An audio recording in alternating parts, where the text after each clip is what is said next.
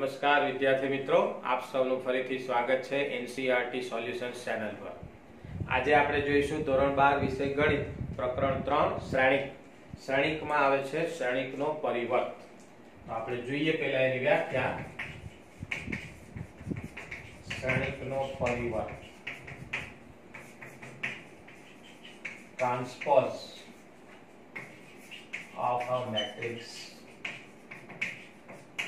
એટલે શું? શ્રેણિકનો પરિવર્ત તો આપણે લખી શકીએ કે શ્રેણિકની દરેક હારને અનુરૂપ સ્તંભમાં તથા દરેક સ્તંભને અનુરૂપ હારમાં ફેરવવાથી અથવા અદલા બદલી કરવાથી મળતા નવા શ્રેણિકને આપેલા શ્રેણિકનો પરિવર્ત શ્રેણિક કહે છે।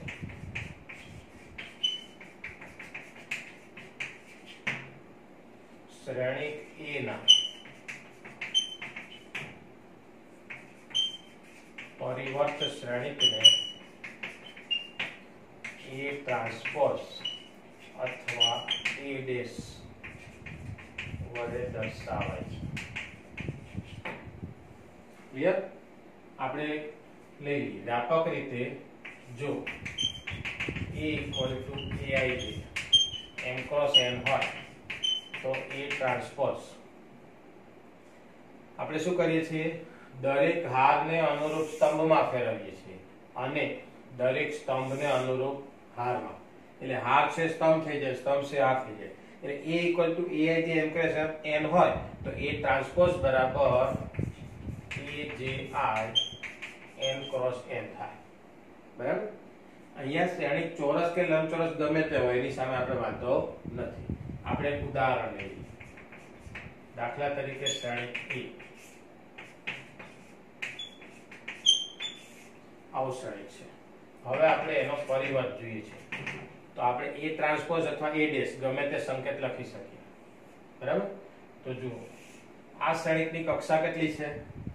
1 ને 2 હાર, એટલે પહેલા આપણે હારની સંખ્યા લખીએ છીએ, પહેલો બીજો ત્રીજો સ્તંભ એટલે 2/3। બરાબર? હવે એનો પરિવર્ત લઈએ તો કક્ષા શું થઈ જશે? 2/3 ને બદલે 3/2, એટલે હારની સંખ્યા 3 થશે। તો પરિવર્ત કરવો હોય તો શું કરવાનું? પહેલી જે હાર છે એને પહેલો સ્તંભ બનાવી દેવાનો, બીજી હાર છે એને બીજો સ્તંભ બનાવી, અને તમે આની કક્ષા જુઓ 1 2 ને 3 હાર અને 2 સ્તંભ। ક્લિયર? તો આ રીતે આપેલા શ્રેણિકનો પરિવર્ત મળે। આના કેટલાક ગુણધર્મો પણ છે। આપણે શ્રેણિકોનું બીજગણિત જોઈ ગયા તો પરિવર્તના ગુણધર્મો પણ જોઈએ। ચાલો, ક્લિયર?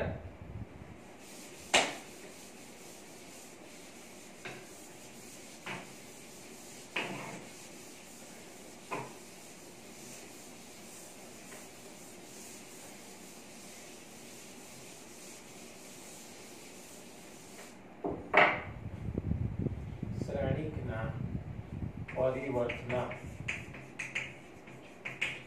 ગુણધર્મો। ધારો કે આપણી પાસે શ્રેણિકો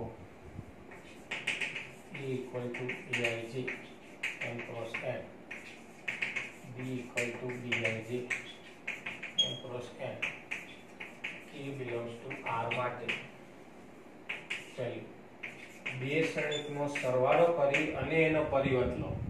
બરાબર? જો બંને શ્રેણિકનો સરવાળો કરવો છે તો બંનેની કક્ષા સમાન હોવી જોઈએ। આપણે સમાન કક્ષાના લીધા છે। બંને શ્રેણિકના સરવાળાનો પરિવર્ત બરાબર બંનેના પરિવર્તનો સરવાળો। એટલે સરવાળો કરીને પરિવર્ત લો કે બંનેનો અલગ અલગ પરિવર્ત લઈને સરવાળો કરો, બંને સેમ થશે।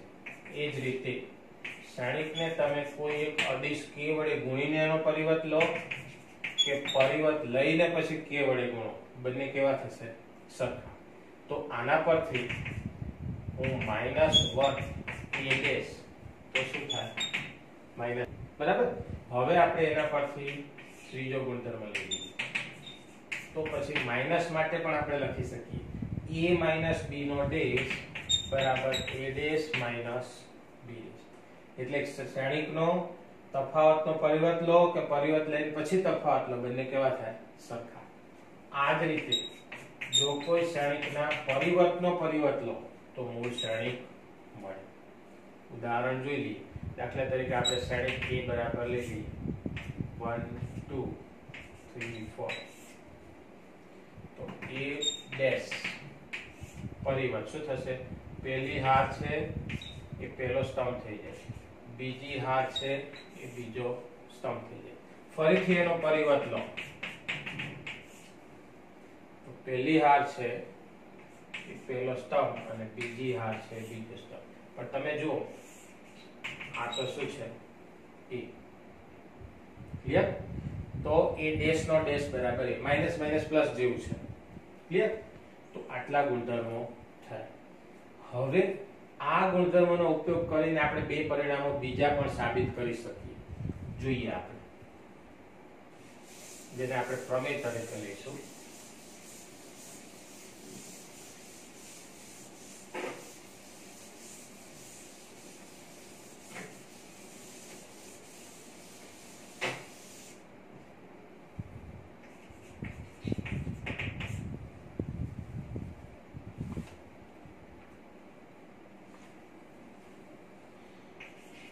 જેના ઘટકો વાસ્તવિક સંખ્યાઓ હોય તેવા કોઈ પણ ચોરસ શ્રેણિક a માટે a પ્લસ a ડેશ એ સમમિત શ્રેણિક તથા અચ્છા આ જોતા પહેલા આપણે બીજી બે વ્યાખ્યા જોવી પડશે. એ બે વ્યાખ્યા જોઈ લઈએ.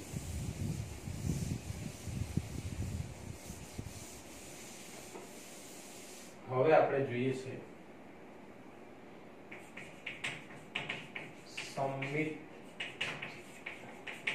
શ્રેણિક, symmetric of a metric, symmetric matrix, બરાબર. તો સમમિત શ્રેણિક કોને કહેવાય? તો જો કોઈ ચોરસ શ્રેણિક a માટે a ડેશ બરાબર a થાય તો એને સમમિત શ્રેણિક કહે છે. આપણે એક ઉદાહરણ લઈએ. દાખલા તરીકે a બરાબર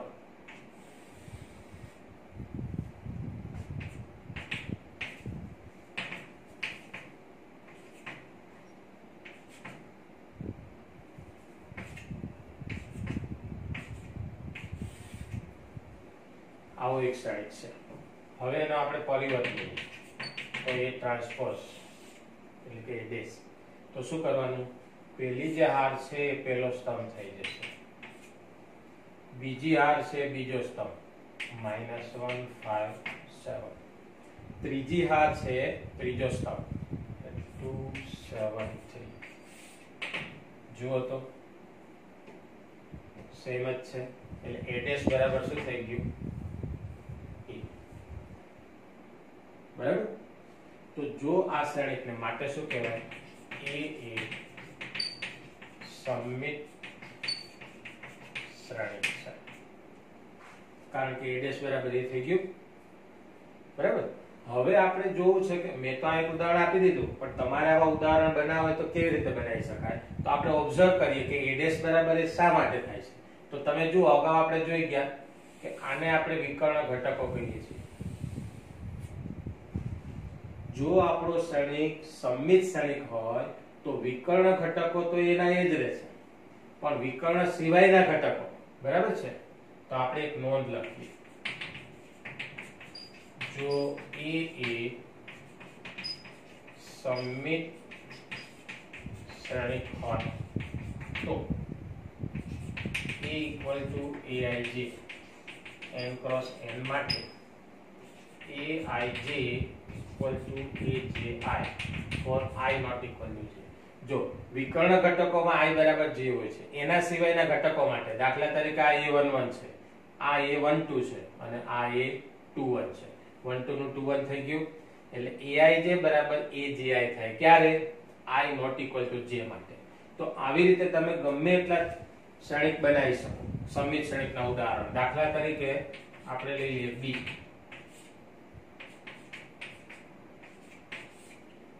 જો વિકર્ણ ઘટકો સિવાયના ઘટકો સેમ છે, c લઈ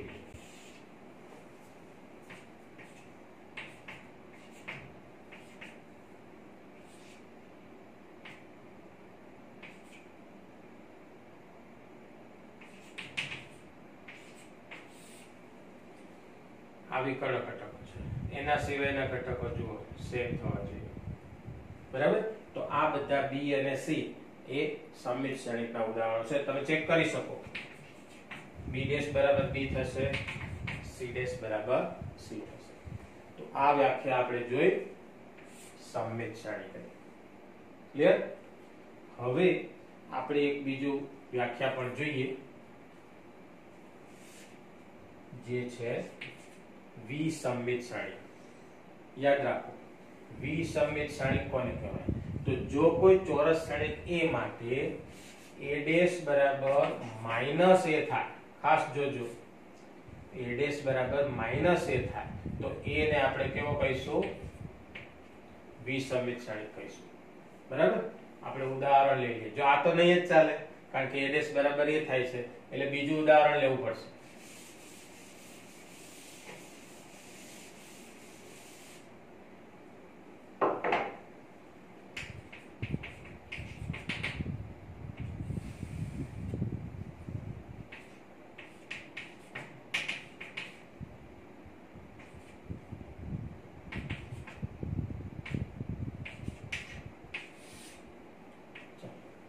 મેં આવું ક્ષણિક લીધો છે. હવે હું આનો ટ્રાન્સપોઝ લઈ લઉં a'. તો શું થાય? પેલી જે હાલ છે એ પેલો સ્તંભ થઈ જાય એટલે 0 5 7 પછી -5 0 3 પછી -7 -3 0. આ થયું પરિવર્તન. હવે હું બધામાંથી માઈનસ કોમન લઈ લઉં. અદિશ વડે ગુણાકાર આપણે શીખી ગયા છે તો ભાગાકાર પણ થાય. બરાબર?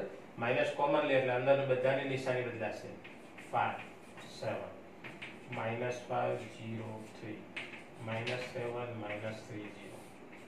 હવે આગળ માઈનસ છે અને આ જુઓ જોઈએ એ છે. ફાઇનલી આપણે શું મળ્યું? a' બરાબર માઈનસ માટે a એ વિસમિત શ્રેણી છે એમ કહેવાય. ક્લિયર? કારણ a' બરાબર માઈનસ a થયું. હવે આના પરથી તમારે આવા બીજા ઉદાહરણો આપવા હોય તો જેવું આપણે સમિત શ્રેણીમાં નોંધ લખીએ એવી વિસમિતમાં લખી શકીએ કે જો a એ વિસમિત શ્રેણિક હોય તો a equal to aij n cross n માટે aij બરાબર શું થાય છે? જો આ વિકર્ણ શ્રેણિક છે, સોરી વિકર્ણ ઘટકો છે, વિકર્ણ ઘટકો 0 અને એના સિવાયના ઘટકો જુઓ કેવા છે? એકબીજાના વિરોધી. ક્લિયર? તો પછી આપણે લખી શકીએ aij equal to -ji, aij equal to -aji for i not equal to j, અને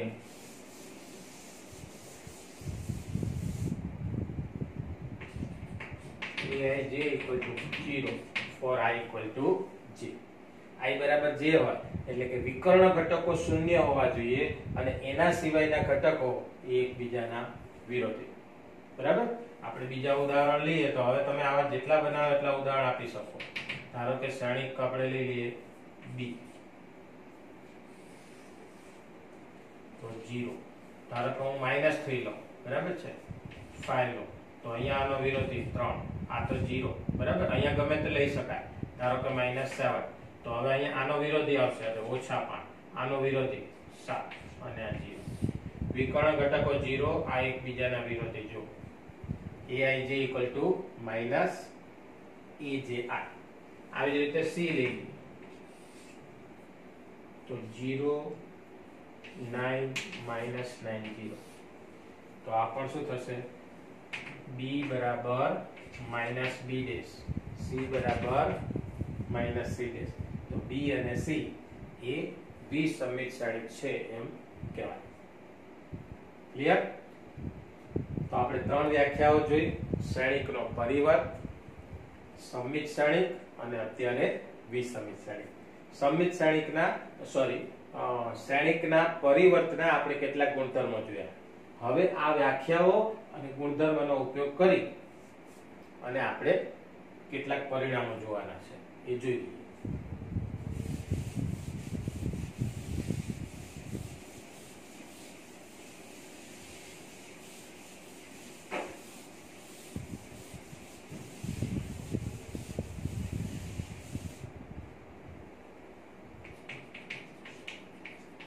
પરિવર્ત શ્રેણિક સંબંધી કેટલાક પરિણામો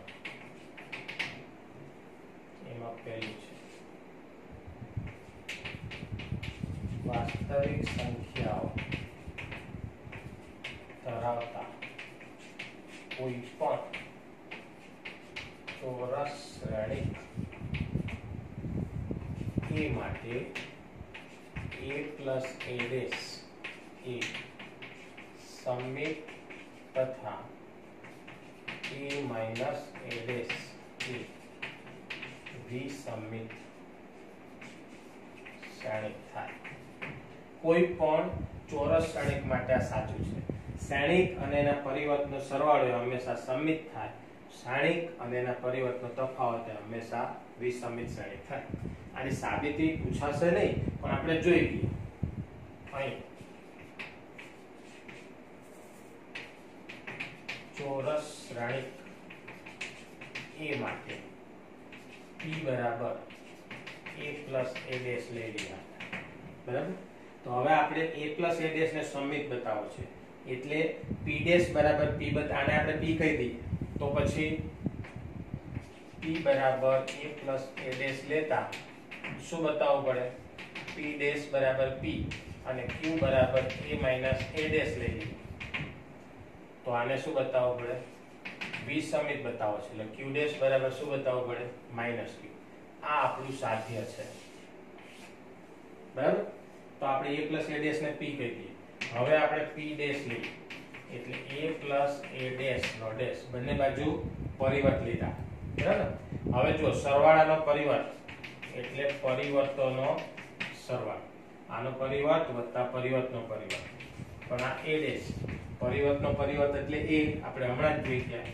તો આ શું થઈ ગયું a plus a dash પણ આ તો શું છે p ફાઇનલી p dash બરાબર p માટે p equal to a plus a dash એ સમિત શ્રેણિક છે આ જ રીતે આપણે q ને વિસમિત બતાવવું છે બરાબર તો પછી q dash q બરાબર આપણે લીધું છે a minus a dash તો q dash એટલે a minus a dash no dash બંનેને dash આપો એટલે a dash minus a dash no dash એટલે a dash નો dash એટલે a minus common એટલે a minus a dash પણ આ શું છે a minus a dash બરાબર q એટલે ફાઇનલી શું થઈ ગયું q dash equal to minus q માટે q equal to a minus a dash એ વિસમિત શ્રેણિક છે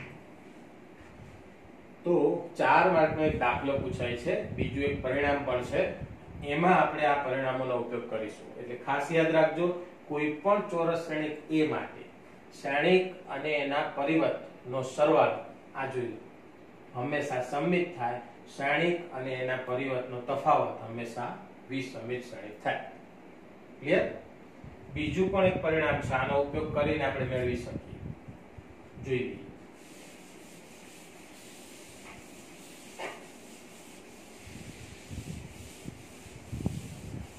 હું આ સાબિતી હમણાં રહેવા દઉં છું જેથી તમને ખ્યાલ આવે. બીજું પરિણામ આવું છે કે કોઈ પણ ચોરસ શ્રેણિકને એક સમમિત અને એક વિસમિત શ્રેણિકના સરવાળા તરીકે અનન્ય રીતે લખી શકાય છે. હવે આપણે અહીંયા ઉપયોગ કરીશું કે a + a' સમિત છે અને a - a' વિસમિત છે. તો આવો પ્રશ્ન પૂછાય છે 4 માર્કમાં. એ પ્રશ્ન પછી જોઈએ, પણ પહેલા આપણે આ શું કે છે સમજીએ. આનો મતલબ શું થયો કે કોઈ પણ ચોરસ શ્રેણિક એટલે કે કોઈ પણ ચોરસ શ્રેણિક A માટે A બરાબર P + Q, જ્યાં P એ સમમિત શ્રેણિક તથા Q એ વિસમિત શ્રેણિક છે. બરાબર? જ્યાં તો P કેવો લેવાનો? તો P બરાબર લઈ લઈએ આપણે 1/2 a + a' અને Q બરાબર 1/2 a - a' લેતા. હવે જો આપણે હમણાં સાબિત કર્યું કે a + a' સમિત છે, એને અચળ વડે ગુણો તો પણ સમિત થાય. a - a' વિસમિત છે, અચળ વડે ગુણો તો વિસમિત થાય. એટલે P અને Q એવા મળી ગયા જ્યાં P સમિત ને Q વિસમિત છે. હવે આપણે બતાવવું છે કે આ સમિત અને વિસમિત શ્રેણિકના સરવાળાથી શ્રેણિક A મળે છે. તો ચેક કરીએ. P ની કિંમત મૂકીએ 1/2 a + a' વત્તા Q એટલે 1/2 a - a'. 1/2 કોમન લઈ લઈએ. a + a' + a - a'. એટલે 1/2 a' કેન્સલ, એટલે આ 2a 2 કેન્સલ. તો ફાઇનલી આપણે બે શ્રેણિકો P અને Q એવા મળ્યા કે જ્યાં P એ સમિત છે, Q એ વિસમિત છે. બંનેનો સરવાળો કરો તો શ્રેણિક મળે. આ તો એક પરિણામ થયું. આનો ઉપયોગ કરી અને 4 માર્કનો સવાલ પૂછાય છે. બરાબર? એ દાખલો આપણે પછી જોઈએ. તો આપણે યાદ રાખવાનું કે સમિત શ્રેણિક તરીકે P બરાબર 1/2 a + a' લઈશું અને વિસમિત શ્રેણિક તરીકે 1/2 a - a' લઈએ અને બંનેનો સરવાળો કરીએ તો ચોરસ શ્રેણિક મળે. ક્લિયર? તો અત્યારે આપણે માત્ર આ વિડિયોમાં શ્રેણિકનો પરિવર્ત, સમિત શ્રેણિક, વિસમિત શ્રેણિક, પરિવર્ત શ્રેણિકના ગુણધર્મો અને કોઈ પણ ચોરસ શ્રેણિકને સમિત અને વિસમિતના સરવાળા તરીકે અનન્ય રીતે દર્શાવી શકાય એટલું શીખ્યા. નેક્સ્ટ વિડિયોમાં આપણે આના ઉદાહરણો જોઈશું. વિદ્યાર્થી મિત્રો, જો આ વિડિયો તમને સારો લાગે, બરાબર સમજાય તો સબસ્ક્રાઇબ કરો, લાઈક કરો અને શેર પણ કરો. Thank you.